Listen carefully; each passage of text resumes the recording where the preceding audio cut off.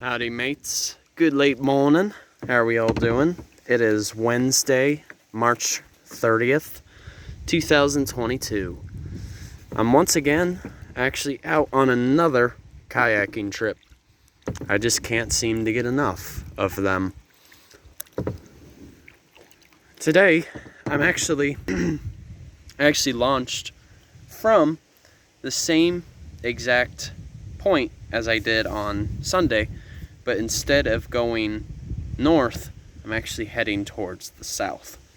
And I gotta tell you, for one thing, it's a lot windier today.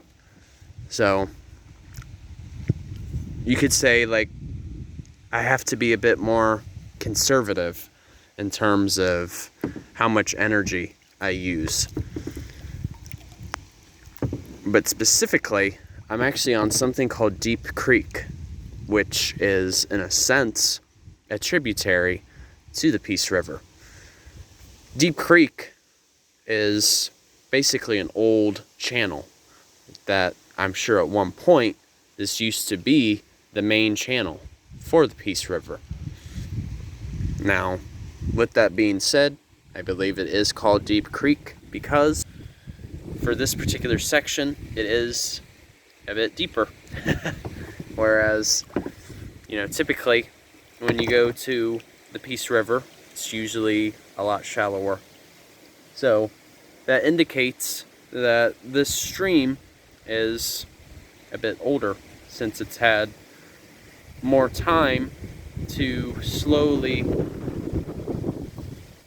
become deeper. Give me just a second, you guys. There we go. I needed just a moment. The kayak was like wanting to turn around because, like I said, the wind is actually coming from kind of like the southwest or southeast. So that's why towards the beginning of this trip, I'm just trying to face the wind first. As Bob Seger would say, against the wind, I'm still running against the wind. I'm old. I'm still running against the wind. You gotta love Bob Seger. But just a little bit ago, I actually did see a couple of alligators. I actually realized that where I am, it's actually a little risky because the closer you are to the shore, the more bound you are to be near an alligator. But of course, you always got to keep an eye out. Oh, just saw a mullet jump just a little bit ago. A lot of people actually do come out here for fishing because the Peace River is actually very biodiverse in terms of the types of fish that you find out here. Like when I was on a little side tributary prior to filming, I actually saw something called a gar. Now, for those of you who are familiar with this area of Florida, gar is actually relatively common down here. Gar is actually quite unique in terms of its shape. So as opposed to being what you call flat, it's actually more rounded in shape, and they're actually longer in length too. So the thing is, though, trying to observe what is in here in this type of water is a little more difficult because, of course, what's in these waters is something called tannins, as I've mentioned before. It's a compound that basically acts as a dye in the water. So rest assured, the water doesn't appear the way it does because it's dirty or polluted. It's actually quite natural.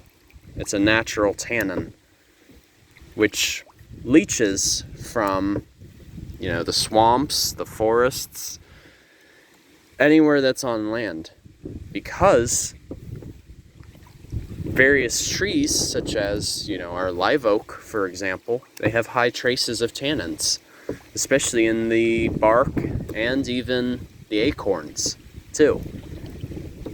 But the thing is, you don't want to consume tannin or anything that has tannins in it, because it actually can be quite harmful for you. So, usually it's not quite advised to drink directly from this river. And that's the neat thing too that I feel is taken for granted is, streams like this is really what allows natural processes to be carried out, especially among the hydrologic cycle, which is what I mentioned the other day. Were it not for this stream here, our biodiversity and even the ecosystem services that we rely on would be gone. Because the thing is, for many individuals who reside in DeSoto, Charlotte, and even the counties up north too, they rely on this very water right here as their supply. So it's important to recognize that. And by the way, mates, if you haven't been, there's actually a place called the Circle B Bar Reserve, and at that place is actually where the headwaters of the Peace River are located.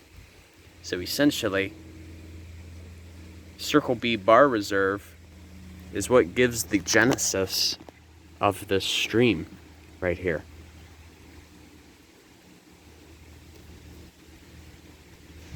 So we got to really thank the Peace River, for also providing peace and even one of the most important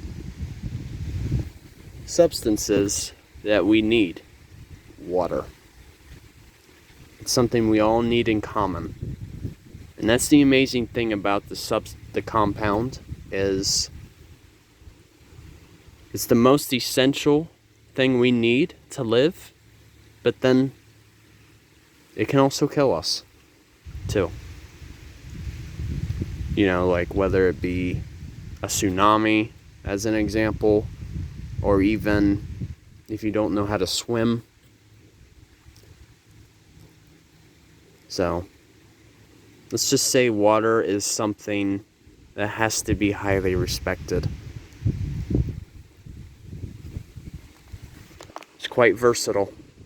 And it's the only substance which, as a solid, is actually lighter than the liquid. That doesn't happen naturally, except with water. And of course, water in general encompasses 70% of the planet and 70% of the human body. So I feel just water in general is really taken for granted, and especially down here in Florida, clean water has actually been more difficult to access. So let's pay our respects to water. So alright, you guys, take care. Thanks for watching, and Journey on a Journey is once again outwards. Take care, folks. See ya. Take care, you guys.